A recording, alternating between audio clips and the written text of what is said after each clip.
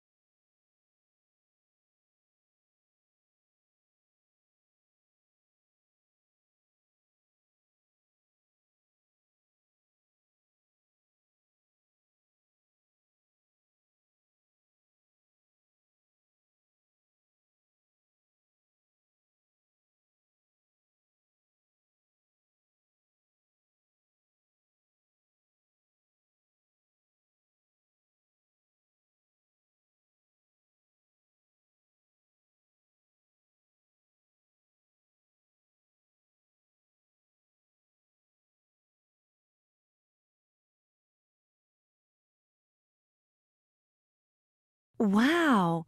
Look at all those bags. I wouldn't buy any more if I were you. I think you're going to regret spending so much money today. You bought 4 sweaters, 3 dresses, and 2 pairs of shoes. Actually, I bought 3 pairs of shoes, but don't worry, I'm not buying another thing. I don't think I could carry anything else. And anyway, after all this shopping, I'm officially broke. Let's go so that you're not tempted to buy anything else. Hey, where are you going? Look at this gorgeous sweater. Didn't you just say you weren't going to buy another thing? Yeah, but now I'm not so sure. I hardly have any red sweaters. This one is adorable. I thought you were broke. I would just walk away from it if I were you. Well, I do have my credit card. I don't think using your credit card is a good idea. Think carefully about it before you blow more money on more clothes. You're right. I'd better not max out my credit card. Okay, I'm going to show some self-control. If I stay here another minute or two, I'll break down and buy it. So quick, let's beat it.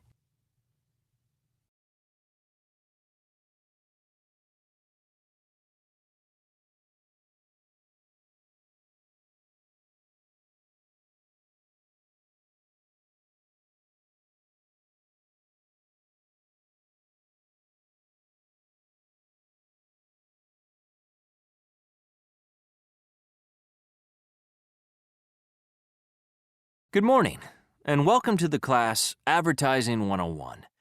You are here today because you want to learn the secrets behind how advertisers sell to consumers. As you become more familiar with the techniques advertisers use to sell their products, you will notice that these same approaches pop up again and again, selling everything from toothpaste to tires and life insurance to laundry detergent. Let's take a look at some of these techniques. Endorsements are one of the most popular types of advertising techniques. This technique shows a famous person promoting the product. Because viewers admire and want to be like the person, they may want to use the product. Here's an example. I'm famous for my smile, but I owe that smile to Sparkle Bright toothpaste. Another popular advertising technique is called the bandwagon technique. To jump on the bandwagon is an idiom that means to join something simply because it is fashionable.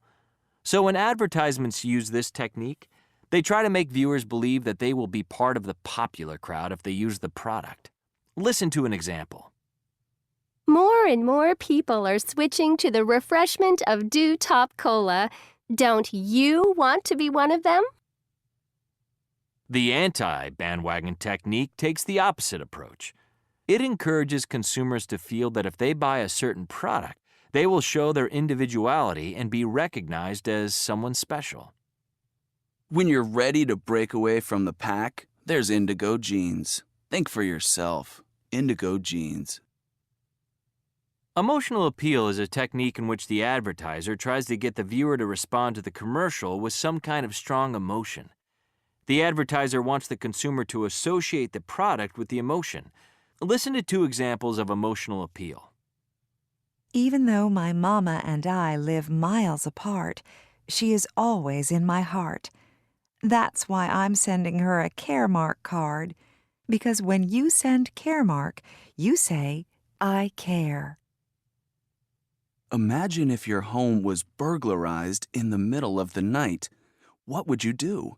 How would you keep your family safe? Luckily, with safe home alarm systems, you never have to worry about the safety of your family and your home.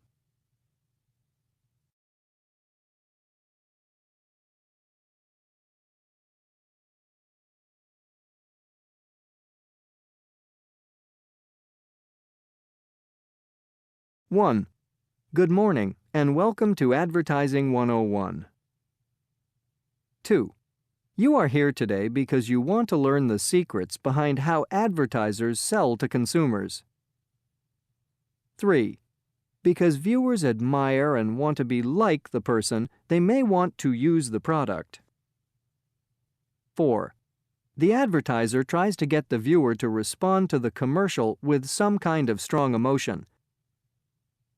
5. The advertiser wants the consumer to associate the product with the emotion.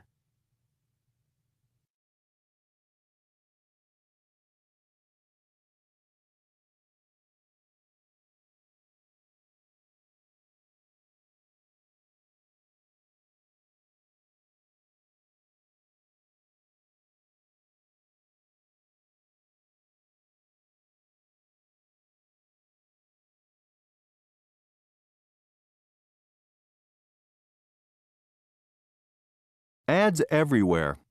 Do you buy it? For most people, it is virtually impossible to go through the day without seeing advertisements. From the time we wake up and flip on the TV or check our email, we are surrounded by advertisements. They are in magazines, on buses, on billboards, online, and on buildings, to name just a few of the places we see them throughout the day. According to a recent study, the average person is exposed to between 400 and 600 advertisements each day. This means that by the time we are 60, we will have been exposed to 40 to 50 million advertisements. In the past, advertisements were usually designed to reach people in their homes through traditional approaches, like TV commercials and newspaper and magazine ads. However, people's viewing habits have changed dramatically in the last couple of decades. These days, people are less likely to give one form of media their full attention. For example, even if someone is watching TV, they are also often using the internet at the same time. Advertisers need the consumer's attention in order to promote their products. But because getting this attention is harder than it used to be, advertisers have been forced to find new ways of reaching the consumer. One unconventional place advertisements are popping up is in doctors' offices.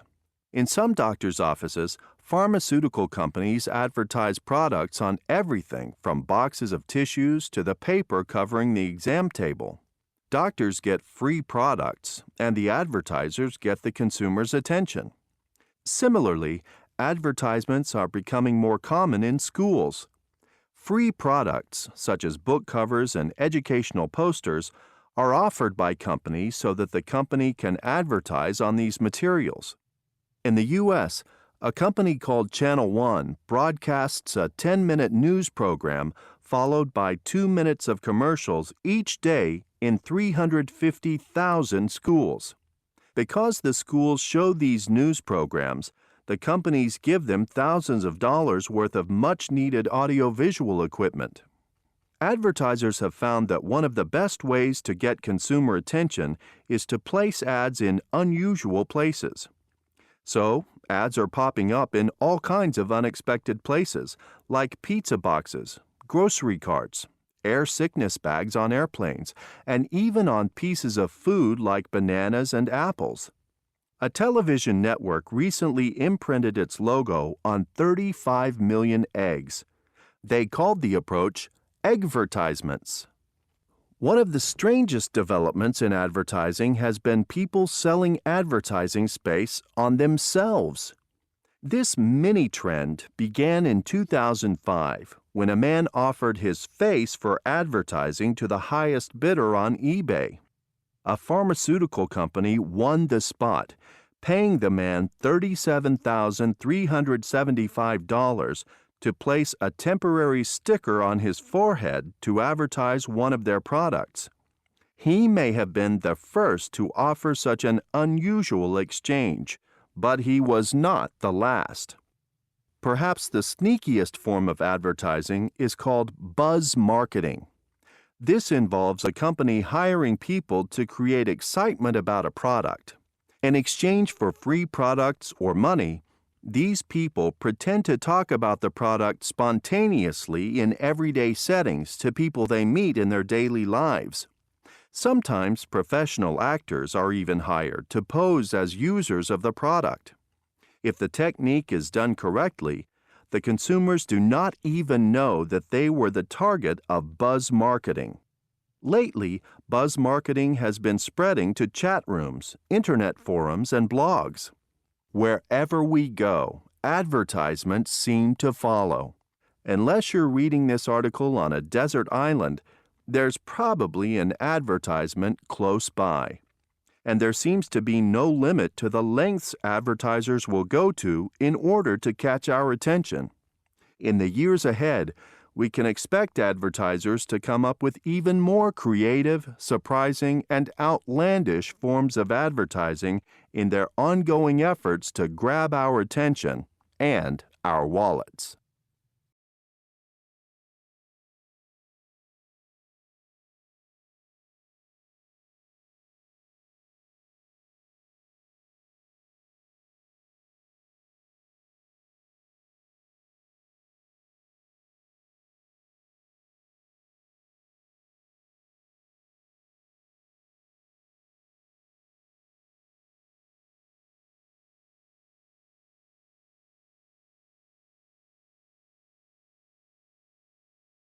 Is handwriting obsolete? Handwriting involves forming letters with a writing implement. Proper handwriting, i.e. cursive writing, normally requires formal training that is still in place in some schools. Naturally, at initial literacy levels, young learners are trained to manipulate a writing implement and develop their eye-hand coordination so they can form letters. As learners get older, however, they are more reluctant to write. One of the reasons mentioned is the fact that most people word process, making handwriting unnecessary. Even older adults that used to have a distinct handwriting style often claim to have lost the ability to write smoothly and evenly. So, is handwriting obsolete? Should we forget about it? Handwriting has been a very distinct identifying feature. It represents the writer in more ways than one. Graphologists analyze handwriting to determine character traits, gender, personality, and emotional state, or to authenticate documents. Allowing it to truly become obsolete would remove an identity marker that has been regarded quite highly in historical and personal terms. Handwritten notes of prominent authors are coveted by collectors, who will often pay exorbitant amounts to possess them. On the other hand, most of us will invariably use a computer when we write. It is fast and efficient, and it makes editing so much easier. You can delete, copy, paste, store versions of your work throughout stages of editing for later reference. You can spell check and search for words or alternative expressions. Compared to all these advantages, handwriting seems so restricting and restricted that most computer-literate people limit it to scribbling notes for someone or filling in forms that are not available in electronic form. Tests, you might argue, require handwriting. Some do, and some are computer-based. It is true, however, that a substantial number of pen and paper tests require writing by hand within a set time limit. Rusty handwriting is likely to affect the final score. Overall, there seems to be some resistance to the total and unbroken hegemony of the computer, indicating that people do not want to become totally reliant on it. They are keen to hang on to some of the more tangible aspects of literate life that can be manipulated and accessed without the help of a device, such as reading books or writing by hand. In view of the above, we would have to consider a more inclusive standpoint that allows us to exploit technological advances while maintaining the ability to write with a simple implement on a surface for someone to read. Being able to record ideas, information, and messages in a self-sufficient and independent manner allows us to control the action itself and continue being masters of our expression.